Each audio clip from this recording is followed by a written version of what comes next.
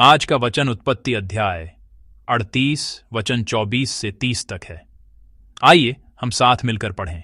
लगभग 3 महीने के बाद यहूदा को यह समाचार मिला, तेरी बहू तामार ने व्यभिचार किया है, वरन वह व्यभिचार से गर्भवती भी हो गई है। तब यहूदा ने कहा, उसको बाहर ले आओ कि वह जलाई जाए। जब उसे बाहर निकाला जा रहा था, तब उसने अपने ससुर के पास यह कहला भेजा, जिस पुरुष की ये वस्तुएं हैं उसी से मैं गर्भवती हूं। फिर उसने यह भी कहलाया, पहचान तो सही कि यह मुहर और बाजूबंद और छड़ी किसकी है। यहूदा ने उन्हें पहचान कर कहा, वह तो मुझसे कम दोषी है, क्योंकि मैंने उसका अपने पुत्र शेला से विवाह न किया, और उसने उससे फिर कभी प्रसंग न किया।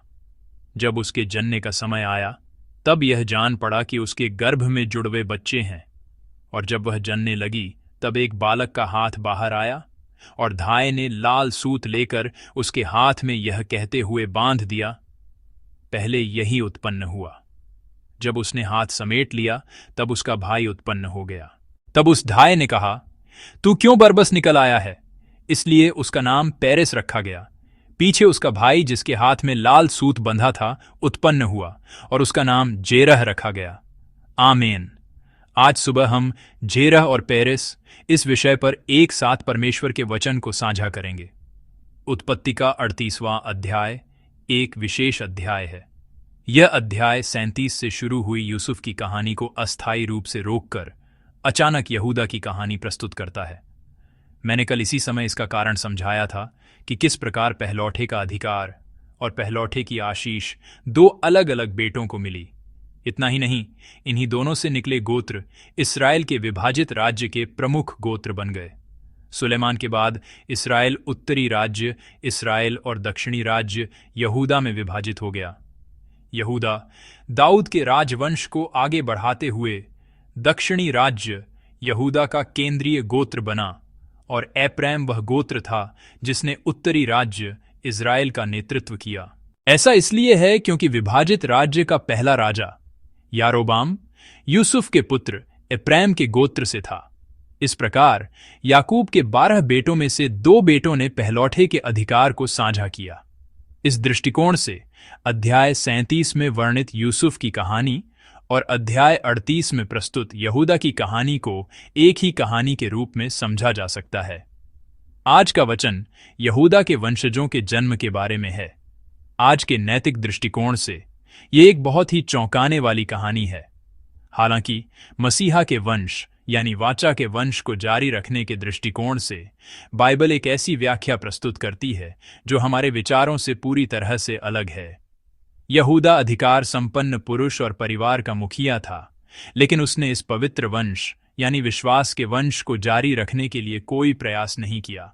इसके बजाय इस डर से कि कहीं उसका तीसरा बेटा भी न मर जाए, उसने अपनी बहू तामार को वह बेटा नहीं दिया, और इस प्रकार उसने स्थापित सिद्धांतों और परंपराओं को तोड़ा।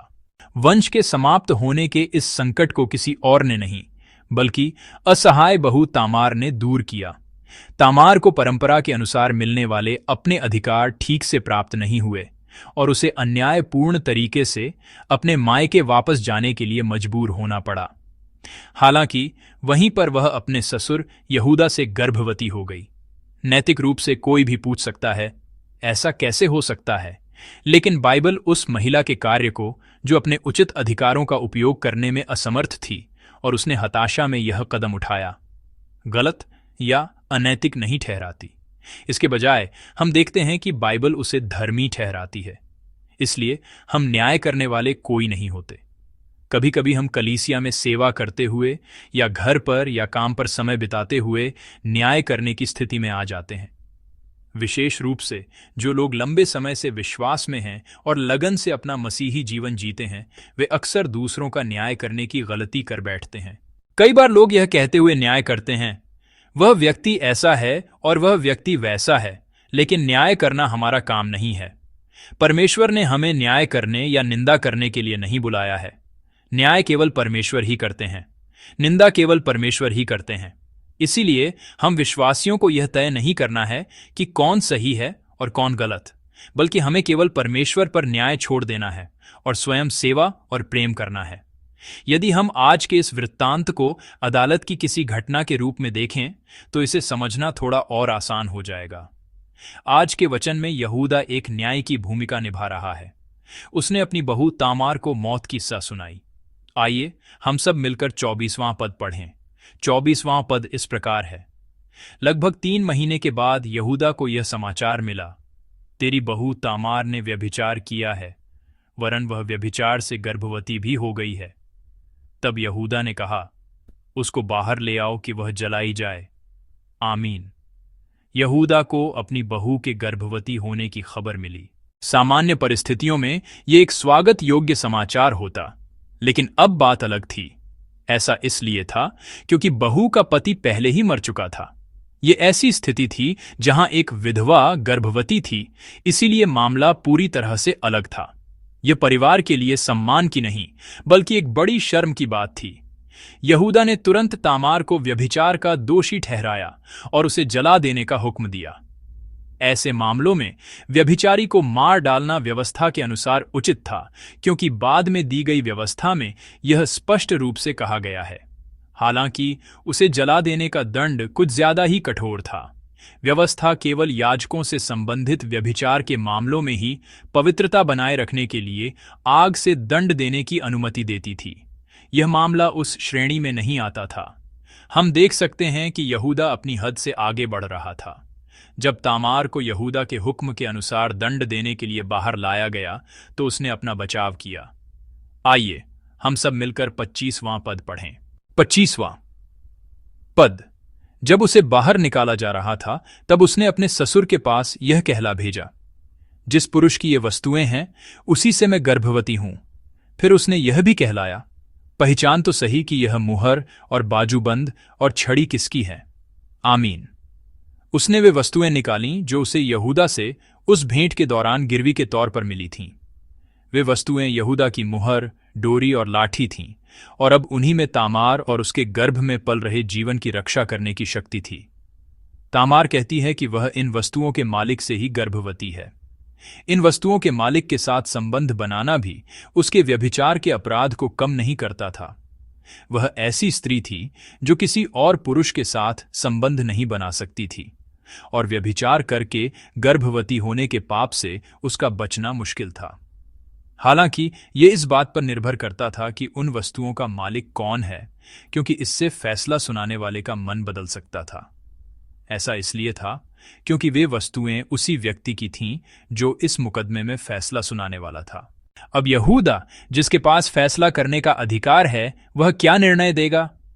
क्या वह उन वस्तुओं को देखकर और अपनी अंतरात्मा की सुनकर अपने पहले फैसले को कि उसने व्यभिचार किया है उसे जला दो पलट देगा? आइए हम सब मिलकर 26वां पद पढ़ें। 26वां पद। यहूदा ने उन्हें पहचान कर कहा, वह तो मुझसे कम दोषी है, क्योंकि मैंने उसका अपने पुत्र शैला से विवाह न किया और उसने उससे फिर कभी प्रसंग न किया। आमीन। यहूदा का गुस्सा तुरंत शांत हो जाता है। ऐसा इसलिए है क्योंकि वह पहचान लेता है कि गिरवी रखी वे वस्तुएं किसी और की नहीं बल्कि उसकी अपनी थीं। उसे कुछ महीने पहले हुई वह घटना याद आ गई जब वह रास्ते में एक स्त्री के पास गया था।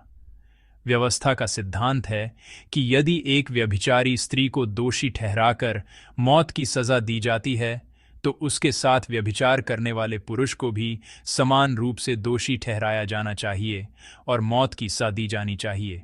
इसलिए तामार के पाप की निंदा करने के लिए यहूदा को स्वयं को भी दोषी ठहराना पड़ता। अब उन गिरवी रखी वस्तुओं के कारण यहूदा अपना पहला फैसला पलट देता है। यहूदा फैसला सुनाता है कि तामार उससे अधिक धर्मी है।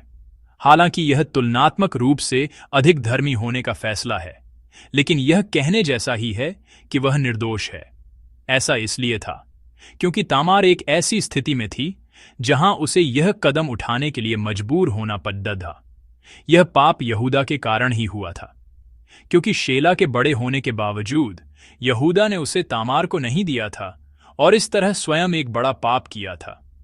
उसी की गलती के कारण उसकी बहू ऐसी स्थिति में आ गई जहां उसे यह पाप करना पड़ा। यहूदा ने ईमानदारी और सच्चाई से यह फैसला सुनाया, अपने पाप को इस तरह स्वीकार करने की मनोवृत्ति एक बहुत अच्छी मनोवृत्ति है। अक्सर समस्याएं इसलिए और बड़ी हो जाती हैं क्योंकि लोग अपनी गलती इस तरह स्वीकार नहीं कर पाते। जब आप न्याय करने की स्थिति में हों तो आपको उसी मानक से स्वयं को भी जांचना चाहिए। नहीं, वास्तव में जब आप न्याय करने की स्थिति में हों तो आपको स्वयं को और भी कड़े मानक से जांचना चाहिए। मुझे लगता है कि हमारे देश की कई कठिनाइयां भी इन्हीं समस्याओं के कारण उत्पन्न हुई हैं। जब आपके पास अधिकार हो तो आपको अपने लिए और भी कड़े मानक रखने चाहिए। दूसरों की गलतियों को देखने से पहले आपको अपनी गलतियों और कमजोरियों पर विचार करना चाहिए। तभी आप पहचान पाएंगे कि असली न्यायी कौन है। आप असली न्यायी हमारे परमेश्वर को देख पाएंगे। ऐसा इसलिए है क्योंकि जब वह परमेश्वर न्याय करेंगे तब हमें स्वयं को और भी अधिक सख्ती से जांचना चाहिए, ताकि जब असली न्यायी हमारा न्याय करें तो हम उनसे शाबाश, मेरे अच्छे और विश्वासयोग्य दास जैसी प्रशंसा पा सकें। यहूदा के इस धर्ममय निर्णय के द्वारा एक परिवार का वंश समाप्त होने का खतरा टल गया और पूरी मानव जाति को बचाने के लिए मसीहा का वंश जारी रहा। यहूदा के परिवार में 2 बेटे मर गए थे। परमेश्वर जुड़वां बेटों को भेजकर उन 2 बेटों की कमी को पूरी तरह से भर देते हैं। परमेश्वर का कार्य कितने रहस्यमय और अद्भुत तरीके से आगे बढ़ता है। बाइबल में हम एक बार फिर देखते हैं कि उद्धार का वंश जन्म के क्रम के अनुसार नहीं, बल्कि छोटे भाई पेरेस के माध्यम से आगे बढ़ता है। यह स्वाभाविक रूप से या केवल नियमों के अनुसार नहीं हो रहा है, बल्कि यह दिखाता है कि परमेश्वर ही इतिहास के नियंत्रक हैं और वही इस पूरे इतिहास का नेतृत्व कर रहे हैं। इसी प्रकार पेरेस का वंश रूत के पति बोअज, फिर यिशै, फिर दाऊद और अंत में मसीहा तक पहुंचता है। प्रिय विश्वासियों, सही और गलत का निर्णय मनुष्य आसानी से नहीं कर सकता। बाइबल उस बहू का न्याय जिसने अपने ससुर के द्वारा एक बच्चे को गर्भ में धारण किया केवल गलत या दोषी कहकर नहीं करती। इसके बजाय वह उसे धर्मी ठहराती है, यहां तक कि अपने ससुर से भी अधिक धर्मी। जब हम न्याय करने की स्थिति में होते हैं, जब हमें लोगों का न्याय करने का अधिकार मिलता है, तब हमें दूसरों के बजाय स्वयं को देखना चाहिए और हमें न्याय का काम असली न्याय यानी परमेश्वर को सौंप देना चाहिए। कई बार ऐसा होता है कि जिन्हें लोग अधर्मी समझते हैं, परमेश्वर उन्हें धर्मी ठहराते हैं। इसके विपरीत कई बार ऐसा भी होता है कि जिन्हें लोग धर्मी समझते हैं, परमेश्वर उन्हें अधर्मी ठहराते हैं। आइए हम किसी का न्याय न करें, बल्कि दया और प्रेम के साथ जिएं। आइए हम सारा न्याय परमेश्वर पर छोड़ दें, क्योंकि जो न्याय करता है और जो न्याय कर सकता है वह केवल एक ही है, हमारा परमेश्वर। इसलिए आज दूसरों की जल्दबाजी में निंदा या न्याय करने के बजाय आइए हम सब न्याय का काम परमेश्वर को सौंप दें और हमें जो काम सौंपा गया है, प्रेम करने का काम, सेवा करने का काम, उसे चुपचाप पूरा करें। मैं प्रभु के नाम में आपको आशीष देता हूं कि आप एक ऐसा जीवन जिए जो दूसरों का न्याय नहीं, बल्कि परमेश्वर की धार्मिकता और प्रेम को प्रकट करता है। प्रभु आप सबको आशीष दे।